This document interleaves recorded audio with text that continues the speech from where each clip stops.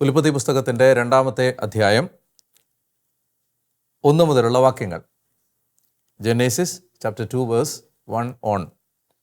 അങ്ങനെ ആകാശവും ഭൂമിയും അവയിലുള്ള സകലതും പൂർണ്ണമായി. ദൈവം തൻ്റെ ജോലി 7-ാം ദിവസം പൂർത്തിയാക്കി താൻ തുടങ്ങിയ പ്രവൃത്തിയിൽ നിന്ന് വിരമിച്ച് 7-ാം ദിവസം അവിടുന്ന് വിശ്രമിച്ചു. സൃഷ്ടികർമ്മം പൂർത്തിയാക്കി തൻ്റെ പ്രവൃത്തികളിൽ നിന്ന് വിരമിച്ച് വിശ്രമിച്ച 7-ാം ദിവസത്തെ ദൈവം അനുഗ്രഹിച്ച് വിശുദ്ധമാക്കി. നമ്മൾ ഇന്ന് ചിന്തിക്കുന്നത് ഈ 7-ാം ദിവസത്തെക്കുറിച്ചാണ്. ബൈബിളിൽ ഈ 7-ാമത്തെ ദിവസം അല്ലെങ്കിൽ ഈ സാബത്ത് ദിവസം അല്ലെങ്കിൽ കർത്താവിൻ്റെ ദിവസം എന്ന് പറയുന്നത്, 7 പറയുന്നത് മറ്റ് ഏതെങ്കിലും ഒരു നമ്പർ പോലെ ഒരു സാധാരണ നമ്പറല്ല. മറിച്ച് ഈ 7 ദൈവികമായ ഒരുപാട് അർത്ഥതലങ്ങളുണ്ട്. ഞാനതിൻ്റെ ഒരു വ്യാഖ്യാനത്തിലേക്ക് നിങ്ങളുടെ ശ്രദ്ധയെ കൊണ്ടുവരാനാണ് ഇന്ന് ആഗ്രഹിക്കുന്നത്. അതിനാമുഖമായിട്ട് നമ്മൾ മനസ്സിലാക്കേണ്ട ആദ്യത്തെ ചിന്ത, ദൈവം ആദ്യമായി വിശുദ്ധീകരിച്ചത്, കർത്താവ് ആദ്യമായി സാങ്ക്ടിഫൈ ചെയ്തത്, വിശുദ്ധമാക്കിയത്, ഹോളിയാക്കിയത് ഒരു സ്ഥലമല്ല, ഏതെങ്കിലും ഒരു വ്യക്തിയല്ല, ഏതെങ്കിലും ഒരു സംവിധാനത്തെ അല്ല. കർത്താവ് ആദ്യമായി ബൈബിളിൽ വിശുദ്ധീകരിച്ചു എന്ന് പറഞ്ഞിരിക്കുന്നത് ഒരു സമയത്തെയാണ്. അപ്പോൾ ആദ്യമായി നമ്മുടെ മനസ്സിലേക്ക് രജിസ്റ്റർ ചെയ്യേണ്ട ചിന്ത ഇതാണ്: ദൈവം വിശുദ്ധീകരിച്ച ആദ്യത്തെ യാഥാർത്ഥ്യം ഒരു സ്ഥലമല്ല. ഉദാഹരണത്തിന് ഒരു ദേവാലയം വിശുദ്ധീകരിച്ച് ദൈവജനത്തിന് ദൈവം തരികയല്ല. മറിച്ച് ദൈവം ആദ്യമായിട്ട് ബൈബിളിൽ വിശുദ്ധീകരിക്കുന്നത് ഒരു സമയത്തെയാണ്. ആ സമയമാണ് 7-ാം ദിവസം എന്നതുകൊണ്ട് ഉദ്ദേശിക്കുന്നത്. വ്യാപകമായ അർത്ഥത്തിൽ, വിശാലമായ അർത്ഥത്തിൽ 7-ാം ദിവസം എന്ന് പറയുന്നത് ഒരു പ്രത്യേക ദിവസം എന്നതിനപ്പുറത്ത്, വിശാലമായ അർത്ഥത്തിലാണ്, ഒരു പ്രത്യേക ദിവസം എന്നതിനപ്പുറത്ത് 7-ാം ദിവസം എന്ന് പറയുന്നത് നമ്മൾ ദൈവത്തോടുള്ള ബന്ധത്തിലേക്ക് പ്രവേശിക്കുന്ന ഏത് സമയത്തെയും വിളിക്കാവുന്ന പേരാണ് 7-ാമത്തെ ദിവസം അല്ലെങ്കിൽ സാബത്ത് ദിവസം. നമ്മൾ ദൈവത്തോടുള്ള ബന്ധത്തിലേക്ക് പ്രവേശിക്കുന്ന ഏത് ദിവസവും 7-ാമത്തെ ദിവസമാണ്.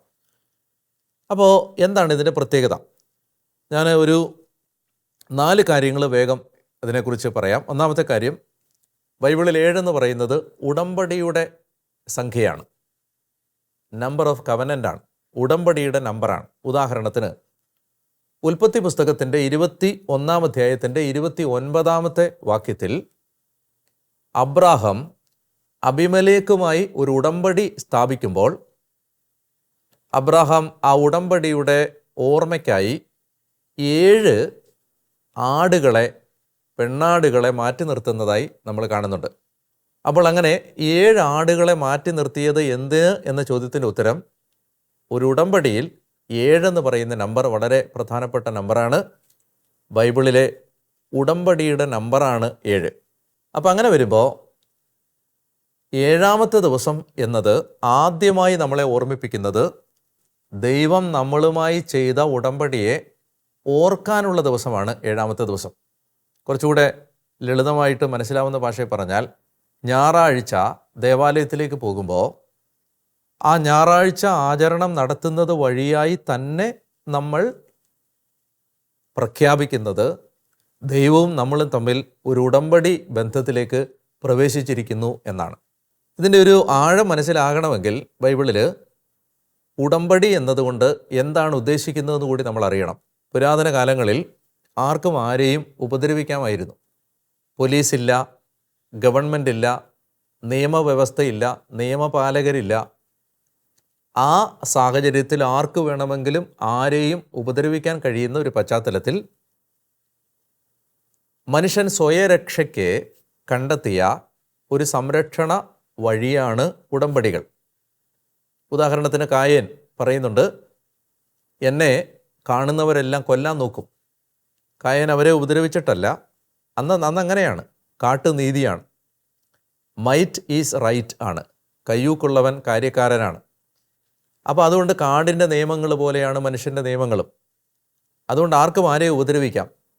അതുകൊണ്ട് അപരിചിതരായ മനുഷ്യർ, 2 ബന്ധമില്ലാത്ത മനുഷ്യർ തമ്മിൽ പരസ്പരം ഉപദ്രവിക്കാതിരിക്കാനും പരസ്പരം സംരക്ഷിക്കാനും അവരൊരു കുടുംബമാണ് എന്ന ഓർമ്മപ്പെടുത്തൽ നൽകാനുമായി അവർ എത്തിച്ചേർന്നിരുന്ന കരാറുകളെ വിളിക്കുന്ന പേരാണ് ഉടമ്പടികൾ. പരസ്പരം ഉപദ്രവിക്കാതിരിക്കാൻ, പരസ്പരം സംരക്ഷിക്കാൻ, അതുപോലെ തന്നെ ഒരു കാര്യം വളരെ വ്യക്തമായിട്ട് ഓർക്കണം, അവരൊരു കുടുംബമാണ്, അപരിചിതരല്ല എന്ന് പ്രഖ്യാപിക്കാൻ അവർ എടുത്തിരുന്ന ഒരു കരാറിൻ്റെ പേരാണ്, ഒരു എഗ്രിമെൻ്റാണ്, ഒരു മ്യൂച്വൽ എഗ്രിമെൻറ്റിൻ്റെ പേരാണ് ഉടമ്പടി. അപ്പോൾ ഇവിടെ അബ്രാഹാം അബീമേലെക്കുമായി ഉടമ്പടിയിൽ ഏർപ്പെടുമ്പോൾ അബ്രാഹാം പ്രഖ്യാപിക്കുന്നത്, നീയും ഞാനും ഇനി അപരിചിതരല്ല, ഒരു കുടുംബമാണ്, നമ്മൾ പരസ്പരം ആക്രമിക്കാൻ പാടില്ല, ആർക്ക് ഒരു ഉപദ്രവം ഉണ്ടായാലും നമ്മൾ പരസ്പരം സഹായിക്കണം, നമ്മളൊരു കുടുംബമാണ്. ആ അർത്ഥത്തിൽ ദൈവം മനുഷ്യനുമായി ഏർപ്പെട്ടിട്ടുള്ള 6 പ്രധാനപ്പെട്ട ഉടമ്പടികളെക്കുറിച്ച് ബൈബിൾ പറയുന്നുണ്ട്. ആദത്തോട് ചെയ്ത ഉടമ്പടി, നോഹയോട് ചെയ്ത ഉടമ്പടി, അബ്രാഹാമിനോട് ചെയ്ത ഉടമ്പടി, മോശയോട് ചെയ്ത ഉടമ്പടി, ദാവീദിനോട് ചെയ്ത ഉടമ്പടി, പിന്നീട് യേശുക്രിസ്തുവിലൂടെ വന്ന പുതിയ നിയമ ഉടമ്പടി. ഇങ്ങനെ 6 മേജർ കവനൻറ്റുകൾ ബൈബിളിലുണ്ട്. ഈ ഉടമ്പടികളെല്ലാം ബൈബിളിലൂടെ നമ്മളോട് പറയുന്നത് നമ്മൾ ദൈവവും തമ്മിൽ ഒരു കുടുംബ ബന്ധത്തിലേക്ക് പ്രവേശിച്ചിരിക്കുന്നു എന്നാണ്. മാത്രമല്ല, ദൈവം ആ കുടുംബത്തിലെ കുടുംബനാഥനാണ്, ദൈവം നമ്മുടെ പിതാവാണ്.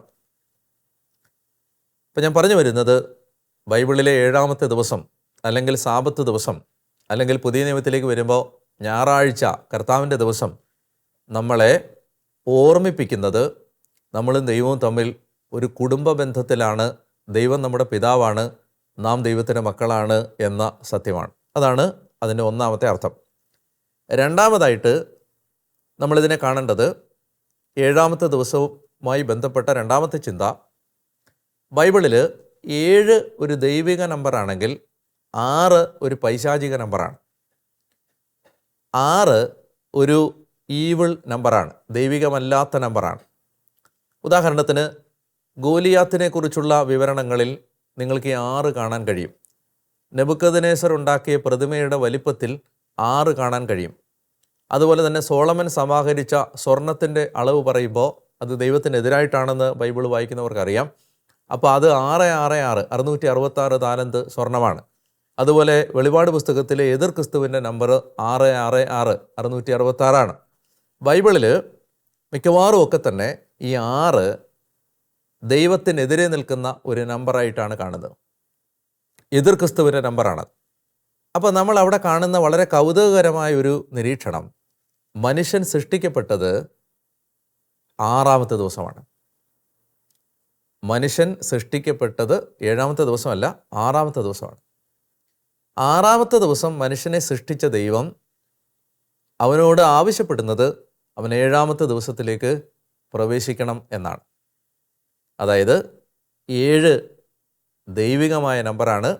6 മനുഷ്യൻ തന്നിൽ തന്നെ ആശ്രയിച്ച് നിൽക്കുമ്പോൾ അവൻ്റെ തന്നിൽ തന്നെയുള്ള ആശ്രയത്വത്തിൻ്റെ, അല്ലെങ്കിൽ അവനിലെ എതിർ ക്രിസ്തുവിൻ്റെ പൈശാചികതയുടെ നമ്പറാണ് 6. ദൈവത്തെ കൂടാതെ നിൽക്കുന്ന, അതായത് 7ലേക്ക് വരാതെ നിൽക്കുന്ന 6, ദൈവത്തിൽ നിന്ന് അകന്നു നിൽക്കുന്ന മനുഷ്യൻ. ബൈബിൾ നമ്മളോട് പറയുകയാണ്, മനുഷ്യൻ അവനിൽ തന്നെ നിന്നാൽ, 6ൽ തന്നെ നിന്നാൽ, അവൻ സൃഷ്ടിക്കപ്പെട്ട അവസ്ഥയിൽ തന്നെ നിന്നാൽ അവൻ എതിർ ക്രിസ്തുവായി മാറും. എന്നാൽ അവനെ ദൈവം വിളിച്ചത് 6ൽ നിൽക്കാനല്ല, 7ലേക്ക് വരാനാണ്. 7 എന്താണ്? 7 ദൈവാരാധനയുടെ, ദൈവബന്ധത്തിൻ്റെ, ദൈവസ്നേഹത്തിൻ്റെ, ദൈവത്തെ അപ്പനായിട്ട് കാണുന്നതിൻ്റെ, ദൈവമക്കളാണെന്ന് അംഗീകരിക്കുന്നതിൻ്റെ നമ്പറാണ് 7. അപ്പോൾ 7 ഇല്ലാത്ത 6 എതിർ ക്രിസ്തുവാണ്. 7ലേക്ക് എത്താത്ത 6 ദൈവത്തിനെതിരാണ്. മാത്രമല്ല, 6ൽ സൃഷ്ടിക്കപ്പെട്ട മനുഷ്യൻ, 6-ാം ദിവസം സൃഷ്ടിക്കപ്പെട്ട മനുഷ്യൻ സൃഷ്ടിക്കപ്പെട്ടത് 7-ാം ദിവസത്തിന് വേണ്ടിയാണ്, ദൈവത്തിൻ്റെ വിശ്രമത്തിലേക്ക് പ്രവേശിക്കാനാണ്. ഞാനിങ്ങനെ ഈ നമ്പറുകളെക്കുറിച്ചുള്ള ഈ കാര്യങ്ങൾ, ആ വെളിപാടുകൾ പറയുന്നത്, നമ്മുടെ മനുഷ്യ ജീവിതത്തിൻ്റെ ലക്ഷ്യം നമ്മളിൽ തന്നെ സന്തോഷം കണ്ടെത്തി ജീവിക്കാനല്ല.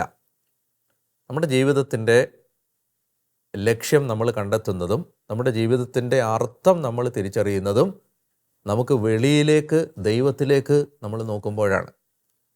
നമ്മൾ നമ്മളിലേക്ക് തന്നെ നോക്കിയിരുന്നാൽ നമുക്കൊരിക്കലും ആത്യന്തികമായ ആനന്ദം കൈവരിക്കാൻ കഴിയില്ല.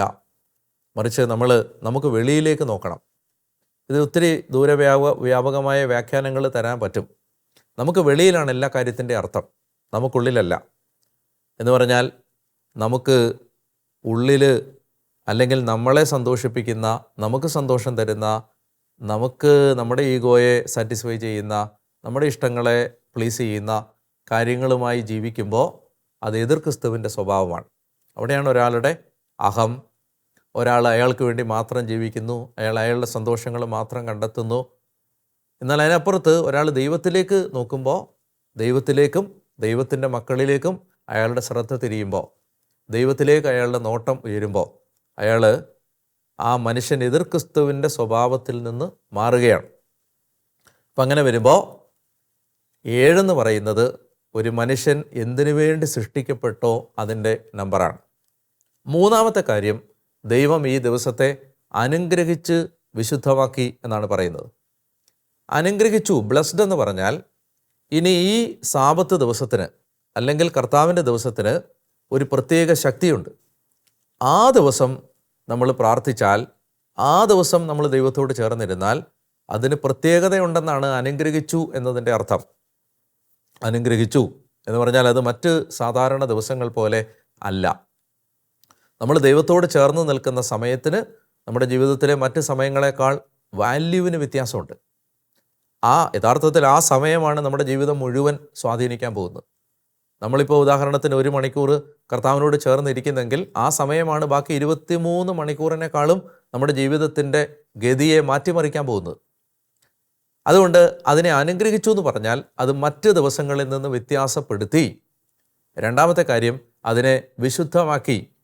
വിശുദ്ധമാക്കി എന്ന് പറഞ്ഞാൽ അതിനെ വേർതിരിച്ചു വെച്ചു എന്നാണ് ബൈബിളിലെ അർത്ഥം. സെപ്പറേറ്റ് ചെയ്തു എന്നാണ്. അതിനെ ഒരു ദൈവിക കാര്യത്തിന് വേണ്ടി മാറ്റി നിർത്തി.